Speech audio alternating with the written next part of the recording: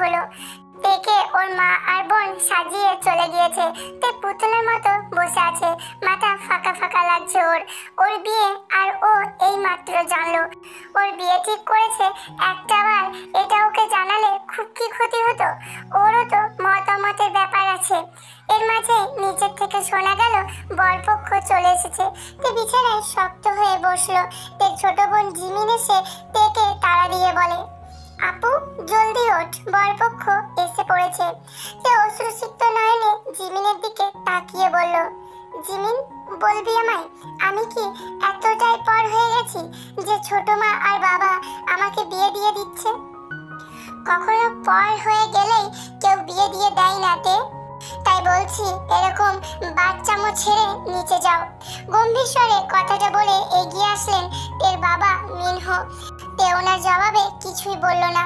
তে জবাব না পেয়ে মিনহো রাগী গলায় বললেন, আমার কথা কি তোমার কানে যায় না? একটা কথা বারবার বলতে আমার ভালো লাগে না, জানো তুমি। তাচ্ছিল্যে হাসলো তে। জিমিনের হাত ছাড়িয়ে বিছানা থেকে উঠে বলল, আমার মতামতের মূল্য কখনো দিয়েছেন আপনি ও ছোট মা? মা থাকাকালীন কখনো মাকেই তো মূল্য দেননি, সেখানে আমি তো কিছুই না। ঠিক আজও নিজেকে বলে দিতে হবে না চাইতেও। তের কথায় মিনহো তীক্ষ্ণ দৃষ্টি ছুঁড়ে মারলেন তের দিকে, বললেন, বেশি কথা বলতে শিখে গিয়েছো তুমি? তে হাসলো। মিনহো তের দিকে থেকে নিজের দৃষ্টি সরিয়ে বললেন, দ্রুত নিচে চলে আসো। বলে জিমিনের দিকে তাকিয়ে বললেন, জিমিন তোর বোনকে নিচে নিয়ে আয়। কথাটা বলে গটগট পায়ে চলে গেলেন তের রুম ছেড়ে। তে ফোঁস করে নিঃশ্বাস ছাড়ল। জিমিন থেকে একটা ঘোমটা টেনে দিল, ওকে সাথে নিয়ে নিচে এসে তের হবু বরের পাশে বসালো। কাজী সাহেব তাড়া দিয়ে বললেন, জলদি করুন, আমার কারো বিয়ে পড়াতে যেতে হবে। কাজী সাহেবের কথায় মিনহো বললেন, জি আপনি শুরু করুন। কাজী সাহেব অনুমতি পেয়ে বিয়ে পড়ানো শুরু করলেন। তেকে কবুল বলতে বললে তে কিছু সেকেন্ড চুপ থেকে কবুল বলে দেয়। তের হবু বরকে বলতে বললে সেও কোনো সময় ব্যয় না করে 3 বার কবুল বলে দেয়। তের বরফের ন্যায় বসে রয়েছে। এই মুহূর্তে নিজের মাকে কাছে পেলে তাকে জড়িয়ে হাউমাউ করে কান্না করতে পেলে যেন শান্তি পাবে। এর মাঝে কিছু কাজিনদের কথা কানে এলো তের।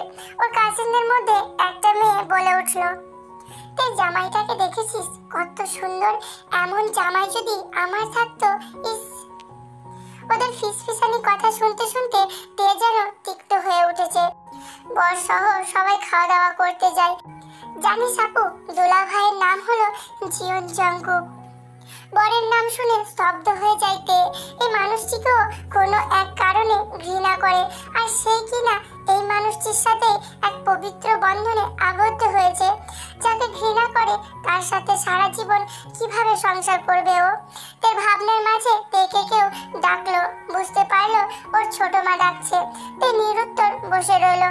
তের ছোট মা এসে ওকে বলে, তুই কি এখন খাবি? ঘুমটার ভিতর থেকে ক্ষিপ্ত গলায় তে বলল, খাবো না। রোজ কিছুটা রাগলো, চোখ দিয়ে পারলেই তেকে গিলে ফেলে। এই মেয়ের সাহস কি করে হয় ওনার মুখের ওপর জবাব দেওয়ার? আশেপাশে মানুষ আছে দেখে কিছু বলতে পারছে না। কড়া দৃষ্টিপাত তের দিকে নিক্ষেপ করে চলে গেলেন। সকলে খাওয়া দাওয়া শেষ করে আসলো। একজন বয়স্ক লোক বললেন, খাওয়া দাওয়া শেষ যেহেতু হয়েছে তাহলে এখন যাওয়া যাক বাড়ির উদ্দেশ্যে। মিনহো হাসি হাসি মুখে ওনাকে বললেন, এখনই যাবেন বেআইন সাহেব? ওনাদের দুজনের কথা শুনে বুঝতে পারলাম উনি জঙ্কুকের দাদা। মিনহো কিছুক্ষণ থাকার জন্য জোর করলেন, কিন্তু জঙ্কুকের দাদা প্রতিবারই নাকচ করলেন। তাই উনিও হার মেনে রাজি হয়ে গেলেন। তের ঘোমটা সরিয়ে জিমিন তেকে ধরে গাড়ির সামনে নিয়ে গেল। এতে মনে মনে তে বেশ বিরক্ত হলো। ওকে এমন ভাবে ধরেছে মনে হয় ও অসুস্থ রোগী। ওকে হাসপাতালে নিয়ে যাওয়া হচ্ছে এখন। তের হাত ছাড়তেই তে দ্রুত গতিতে গাড়িতে উঠে বসে পড়লো। ফিরেও সেই মানুষদের দিকে তাকালো না যারা সারা জীবন ওকে অবহেলা করে এসেছে। চোখের কোণে জল এলো, মুছে নিল। নিজের অশ্রু কাউকে দেখাতে চায় না। আদৌ কি এই অশ্রুর কদর আছে তাদের কাছে? তের ভাবনার মাঝে বয়স্ক লোকটি অর্থাৎ জঙ্কুকের দাদা যান ড্রাইভারের উদ্দেশ্যে বললেন, গাড়ি স্টার্ট দাও। ড্রাইভার অনুমতি পেয়ে গাড়ি স্টার্ট দিলেন। তার কিছুটা হলেও কষ্ট হচ্ছে, হবারই কথা, এত বছর এই বাড়িতে ছিল আর আজ সে বাড়ি ছেড়ে যাচ্ছে। দীর্ঘ কিছু সময় অতিবাহিত হয়ে তে নিজের শ্বশুর বাড়ি অর্থাৎ জিয়ন ম্যানশনের সামনে এসে ওদের গাড়ি থামলো। ওরা সবাই গাড়ি থেকে নেমে ভিতরে ঢুকলো। তে একবার চারিদিকে চোখ বুলিয়ে দেখলো বাড়িটাকে। পুরো বাড়িটাই নীরব। ও জানতো না যে বিয়ের দিন কারোর বাড়িতে কোনো মেহমান থাকে না, নীরব থাকে বাড়িটা। জাঙ্কুকে দাদা যান জাঙ্কুকে বললেন, জাঙ্কুক তুই বৌমাকে নিয়ে যা রুমে। জাঙ্কুক নামটা শুনে তে জাঙ্কুকের দিকে তাকালো। জাঙ্কুক তার চাহনিকে খেয়াল করেও উপেক্ষা করে নিজের দাদাকে বলল, জি দাদু, তুমি রুমে যাও, বিশ্রাম করো। জাঙ্কুকের দাদা মুচকি হেসে চলে যান। জাঙ্কুক তের দিকে এক নজর তাকিয়ে ওকে ওখানেই ফেলেই চলে যায়। জাঙ্কুকের এহেন কাজে তে বেশ চমকালো। জাঙ্কুকের পিছে পিছে তেও যায়। জাঙ্কুক নিজের রুমে এসে সব লাইট জ্বালালো। তে জাঙ্কুকের রুমের চারিদিকে একবার তাকাতেই হা হয়ে গেল। এতটা সুন্দর করে সাজানো সবকিছু, এইরকম রুম জীবনের প্রথম দেখছে। জাঙ্কুক বেশ শৌখিন মনে হলো তের। জাঙ্কুক গম্ভীর হয়ে বলল, হাঁ করে না দাঁড়িয়ে থেকে ফ্রেশ হয়ে আসুন। জাঙ্কুকের এমন কথায় তে চটজলদি নিজের মুখটা বন্ধ করলো আর এমন ভান করলো যেন কিছুই হয়নি, ও কিছুই বোঝে না। জাঙ্কুক থেকে পাত্তা না দিয়ে নিজের কাপড় নিয়ে ফ্রেশ হতে চলে গেল। জাঙ্কুক যেতেই তে যেন স্বস্তি পেল। পরপর কয়েকবার শ্বাস ফেলে বিছানায় বসলো। ভেবেছিল সোফায় ঘুমাবে, কিন্তু এখানে চারিদিকে কোনো সোফায়ও দেখতে পাচ্ছে না।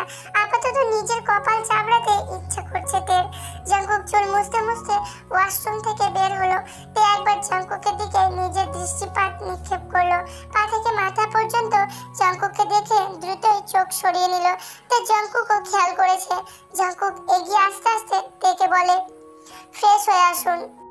তের এবার বেশ রাগ হলো, কেন জানি কিছুটা কড়া গলায় বলল, পরার জন্য কি আপনার ড্রেস দিবেন? তের কথায় জাঙ্কুক বোকা বনে গেল। মুহূর্তেই নিজেকে সামলে বলে উঠল, আপনার ড্রেস নেই মানে আনেননি?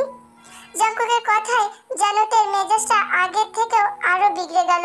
জাঙ্কুকে শাসিয়ে বলে উঠল, আপনি কি দেখেছেন আমি সাথে করে কোনো ব্যাগ এনেছি? তাহলে এরকম বোকার মতো কথা কেন বলছেন? জাঙ্কুকের রাগ হলো বোকা বলার জন্য। ছোটবেলা থেকেই এই বোকা শব্দটা ওর শত্রু। এই শব্দটাও কোনোভাবেই শুনতে পারে না। নিজেকে যথাসম্ভব শান্ত রাখার চেষ্টা করে আলমারি থেকে নিজের শার্ট আর ট্রাউজার বের করে তের সামনে রেখে বলল, আজ আমারটাই পরুন, আগামীকাল আপনার জন্য ব্যবস্থা করে দিব। তে আর কোনো কিছু কথা না বাড়িয়ে ফ্রেশ হতে চলে গেল। চারিদিকে সকালের আলো ফুটতে শুরু করেছে, ধরনী আলোকিত হতে শুরু করেছে। আর এদিকে তে নির্ঘুম হয়ে এক পাশে শুয়ে আছে। কিছু সময়ের ব্যবধানে চোখ লাল হয়ে গিয়েছে না ঘুমানোর কারণে। নিজের পাশে একজন পুরুষকে থাকতে দেখে তের ঘুম উধাও হয়ে গিয়েছে। কিন্তু এই পুরুষটা তো তার স্বামী, তাহলে কেন এত ভয় পাচ্ছে তাকে সে? কিছু সময় নীরব থেকে তের চোখ লেগে আসতে শুরু করে।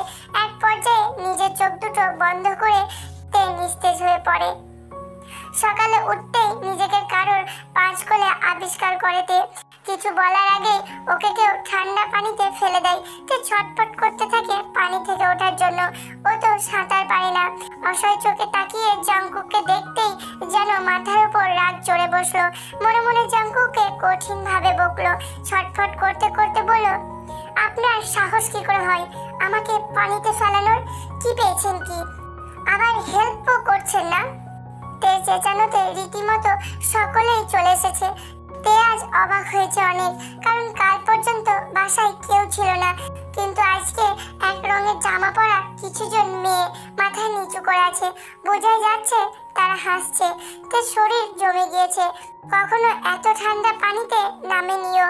তের অবস্থা দেখে বেশ মায়া হলো জাঙ্কুকের। তের হাতটা ধরে পানি থেকে বের করে আনে। ওদের সুইমিং পুলের সামনে একটা টেবিলে সব সময় টাওয়াল রাখা থাকে। ওখান থেকে একটা টাওয়াল এনে তের গায়ে জড়িয়ে দেয়।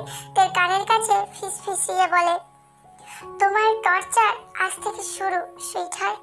জঙ্কুকের বলা কথাটা তের কানে বাজতে থাকে। জঙ্কুকে নিজের এতটা কাছে আসতে দেখে ধাক্কা মেরে ওকে সরিয়ে দেয়। জঙ্কুক কিছু বলতে যেও কিছু বলে না। ঘৃণায় ভরা চোখে জঙ্কুকের দিকে তাকালো তে। জঙ্কুকটা উপেক্ষা করে বলে, তোমার আর শাওয়ার করা লাগবে না, আমিই করিয়ে দিয়েছি। জঙ্কুকের কথায় বেশ রাগের সাথে বিরক্ত হলো তে। জঙ্কুক নিজের হাসি থামিয়ে একটা মেয়েটকে বলে, ওর জন্য স্পেশাল ব্রেকফাস্ট নিয়ে এসো। তে ভুরু কুঁচকে তাকালো। স্পেশাল ব্রেকফাস্ট মানে কি? জঙ্কুকের দৃষ্টিপাত উপেক্ষা করে শীষ বাজাতে বাজাতে সেই স্থান ত্যাগ করলো। তে টাওয়ালটা নিজের শরীরের সাথে ভালো করে জড়িয়ে উঠে দাঁড়ালো জঙ্কুকের রুমে যাওয়ার উদ্দেশ্যে। রুমে এসে তার সর্বপ্রথম চোখ পড়ল সুন্দর করে ভাঁজ করা একটা লং ফ্রক। ও কিছু না ভেবে ওটা নিয়ে ফ্রেশ হতে চলে যায়। তৈরি হওয়ার সময় একজন মেয়েট এসে বলে, ম্যাম ব্রেকফাস্ট রেডি, আসুন। তে তার সাথে পিছনে পিছনে যেতে লাগলো। টেবিলে এসে দেখলো জঙ্কুক ব্রেকফাস্ট খাচ্ছে আর এক হাতে ফোন টিপছে। বিষয়টা একটুও ভালো লাগলো না তে, কিন্তু ও কিছু না বলে খেতে বসলো। খেতে যাবে এর মাঝে জঙ্কুক বলল, তুমি দেখতে চাও আমি কি করছি ফোনে? তে জঙ্কুকের কথায় পাত্তা দিল না, কিন্তু খেয়াল করলো জঙ্কুক ওকে কাল রাত পর্যন্ত আপনি বলছিল আর আজ তুমি।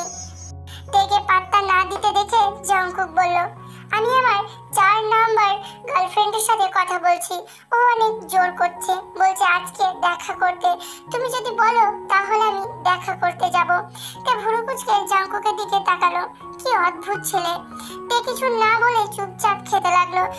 জঙ্কুকও আর কিছু না বলে ফোন দেখতে থাকলো। জিমিন কলেজে যাওয়ার জন্য রেডি হচ্ছে। জিমিনের মন হালকা খারাপ তের জন্য। সবসময় তের সাথে কলেজে যেত, আর আজ তে নেই। জিমিন রেডি হয়ে যেতে নিলে নিজের মা বাবার ঘরে যা শুনতে পায় তাতে স্তব্ধ হয়ে যায়। শোনো, কত টাকা আছে ওইখানে? জঙ্কুক ঠিকঠাক দিয়েছে তো, নাকি চালাকি করে নকল নোট দিয়েছে? তের বাবা আস্তে করে টাকার বান্ডিলটা আলমারিতে রেখে বলেন, ঠিক আছে, চিন্তা করো না। মিনহো আবার বললেন, কাউকে জানিও না যে তেকে আমরা টাকার বিনিময়ে বিয়ে দিয়েছি। আরে না, পাগল নাকি? আমি জানাতে যাব কেন? ওর মা বাবা টাকার বিনিময়ে তেকে বিয়ে দিয়ে দিয়েছে। ছি, এতটা জঘন্য মানুষ কিভাবে হতে পারে? জিমিন ভাবছে, ওর বোনের থেকে কি আজ টাকা এত বড় হয়ে গেল? ওর কিছু একটা করতে হবে, না হলে ওর বোনের জীবন শেষ হয়ে যাবে। জিমিন দ্রুত জায়গা ত্যাগ করে নিজের কলেজের উদ্দেশ্যে বের হয়। যা করতে হবে ভেবে চিন্তে করতে হবে, না হলে। জিমিন কলেজের সামনে এসে নেমে পড়ে, নিজের ক্লাসে যায়। ইতিমধ্যে ক্লাস শুরু হয়ে গেছে। জিমিন মাথা নিচু করে দাঁড়ায়। সে জিমিনের দিকে তাকিয়ে বলে, এটা আসার সময় মিস জিমিন, অনেক লেট করে ফেলেছেন আপনি, তাই না? সরি স্যার, আর এমন করব না। জিমিনকে কড়া গলায় কয়েকটা কথা শুনিয়ে বলে, সিটে যাও। অনুমতি পেয়ে নিজের সিটে বসে পড়ে। আপাতত ওর পড়ায় কিছুতেই মন বসছে না। জিমিনকে চিন্তিত দেখে জিমিনের ফ্রেন্ড ন্যান্সি বলে ওঠে, ওকে অনেক চিন্তিত দেখাচ্ছে। জিমিন, কিছু হয়েছে কি?